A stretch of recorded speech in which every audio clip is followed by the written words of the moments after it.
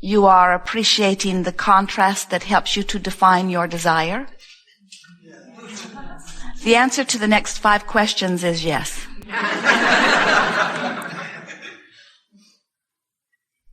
Even when your desire has not yet come to fruition, you still love it percolating within you? Yes. And even if it never manifested, the existence of the desire within you is enough? We're pushing it, we know, but the answer still must be yes. It's tricky, you see, because when you're able to say, yes, I love the existence of a desire within me, even though my desire has not yet manifested, I love the pulling power. I love the creative juices that flow. I love source energy flowing through me toward my focused desire. And even though circumstances and events have not yet lined up, even though the timing is still just a little bit off, even though I have not yet figured out how to become a perfect vibrational match to what I'm asking for, still I love the existence of my desire. Because I know that that is what puts the eternalness in eternity. I know that the entire universe, we're speaking for you, I know that the entire universe exists to produce within you, me, you out here on the leading edge, this focused desire. And when that desire is pulling through you, calling through you, being called through you by you, being called through you, by you, from you. We are all in this together. When that desire is there, that fresh feeling desire, you remember how desire feels when you don't doubt it? You haven't trampled it to death with your pessimism?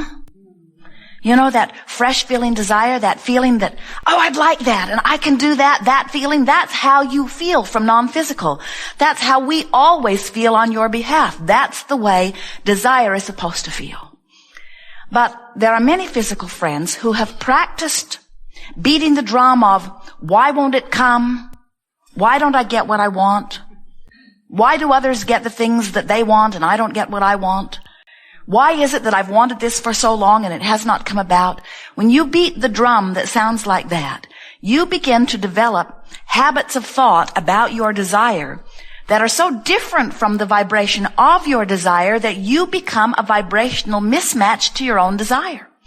So then your words say one thing, but your vibration says another thing, and because of this powerful law of attraction, which does all of that sorting out, your desire, even though you are asking and even though source energy has lined up endless situations to deliver it to you, your desire can't come to you right now because you're not letting it in.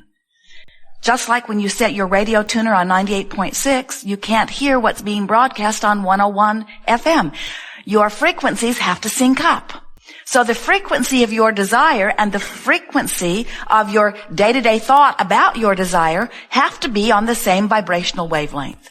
And how do you know when it is? It feels good to think about it. How do you know when it isn't? It doesn't feel good to think about it. So, let's recap. Complaining about something means you're out of sync. Justifying why it should come to you means you're out of sync. Feeling jealous that somebody else is getting it and you're not means you're out of sync. Blaming yourself or somebody else for doing something wrong means you're out of sync. You have this wonderful guidance system within you that lets you know what your vibrational alignment or misalignment is. And we like to call that alignment or misalignment allowing or resisting. The alignment with what? Alignment with source energy, alignment with the well-being that flows. So now we think it's important to tell you that there is only a stream of well-being that flows. In other words, there's not a stream that flows that says, yes, you deserve what you are asking for, and yes, you are worthy of it, and then another stream that flows that says, no, you're not. There's not a stream of good that says you should be healthy, and a stream of evil that says you should be ill or sick. There's not a stream that says you are good and another stream that says you are bad. The promise that you understood when you came forth into this leading edge environment would be that the environment would inspire you to personal, powerful preferences with emphasis on personal. Personal, powerful preferences. And you understood that when those develop within you, that they would continue to develop or be amended, that you would never get it all figured out at once. You didn't say, I'm an angel, I've got it figured out, I'll go forth and live perfection. You said, I'm an angel, and like all other angels, we'll never get it all figured out. We are eternal creators. You said, I am source energy in non-physical form, and I'm going to pour some of this consciousness into a physical format, into a physical body, into a physical perspective. And as I am pouring through from my personal, powerful perspective, desires will occur to me. Preferences will occur to me. And when that happens, a vibrational emanation about that will occur even if I never speak a word about it. And Source, which is also, like me, vibrationally based, will hear my vibration and answer it. For when I ask, it is given every single time. So here you are, asking all over the place at many levels of your being. And here you are, often in vibrational alignment with what you're asking for. And when that happens, what you ask for comes easily, and you say, life is good. But when you're asking for something that seems to be avoiding you, or when you've got something you don't want that you can't let go of, it just sort of follows you everywhere you go, shows up in the x-rays and stuff like that. That means that you have become a vibrational match to it. And the easiest way, the most logical way, the most often way that you become a vibrational match to things you do not want is that you observe them. You observe them and you report in on them. How's it going, you say to each other? Fine. Well, what about that such and such? Oh, yeah. I'd almost forgotten about that before you reminded me. Yeah, well, how's it going? What did the doctor say? What did the attorney say? What did so-and-so say? Well, let me think about that. I haven't thought about that in quite a long time. Let me see if I cannot reactivate that point of resistance for you now. After all, it's only socially polite to talk with anybody about anything that they want to talk about, no matter how it feels to me. Sarcasm doesn't become us, does it? The way you feel is your guidance system. Jerry and Esther have a wonderful navigational system in their vehicles.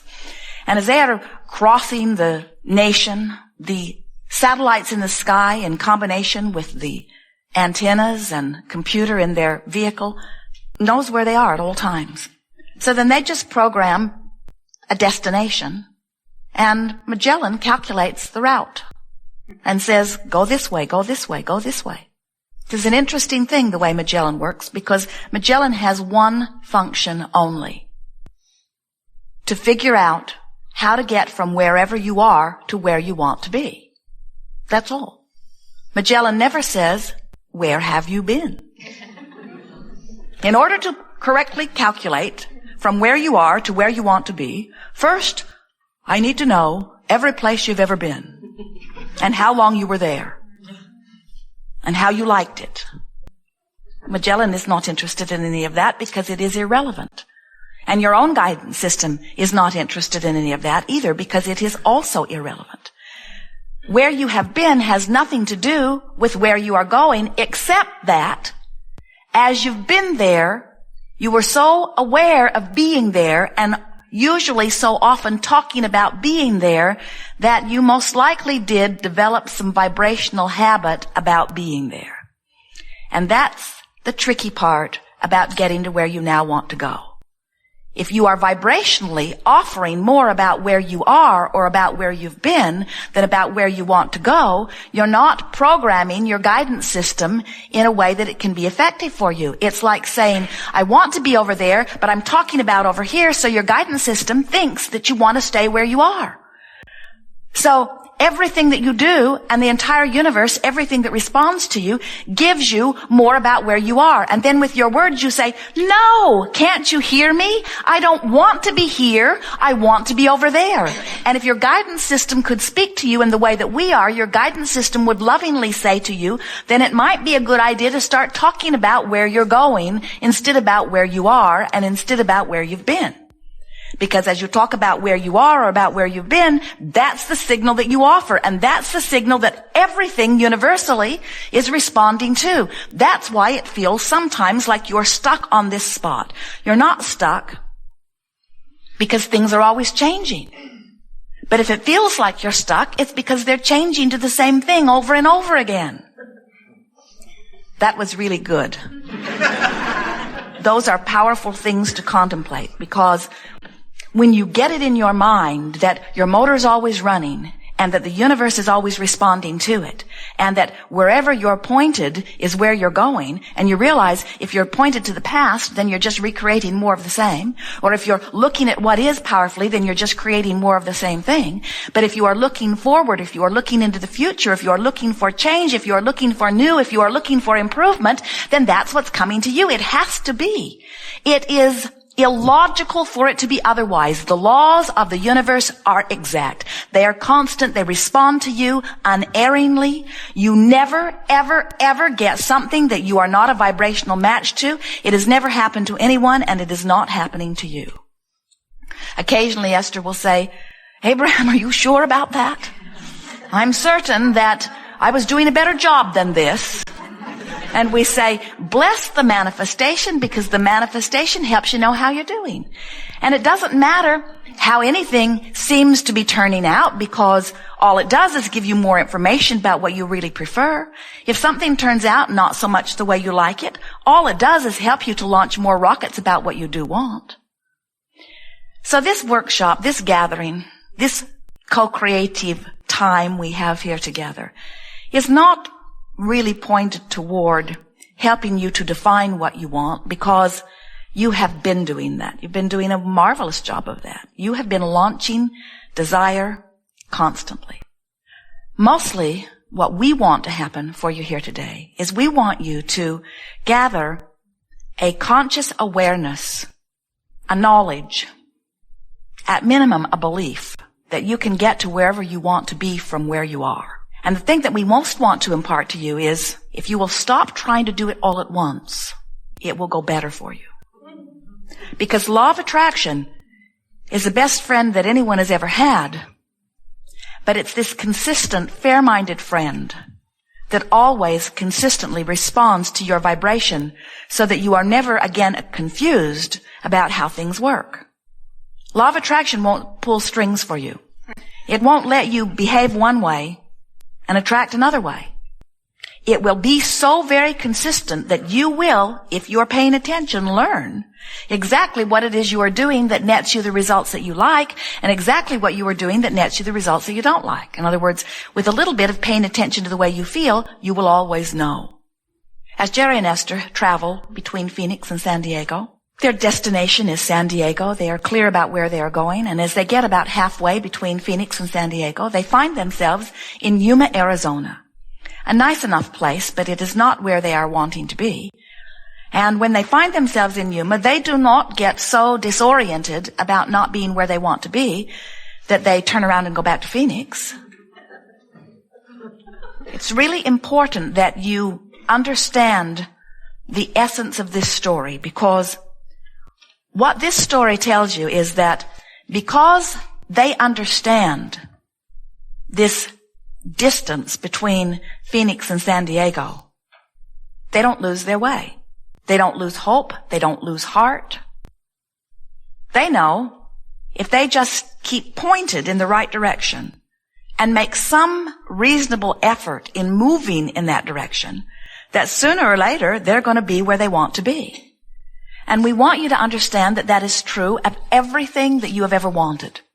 Whether it is a magnificent career in some specific area, whether it is a magnificent relationship, a new one, or improving one that already exists, whether it is attracting dollars, which feel like freedom to you so that you can do more of the things you want to do, whether it is an improved situation with your body, no matter what your desire is, if you understand that no matter where you are, that you can get from where you are to where you want to be, but you first have to make it an understandable journey.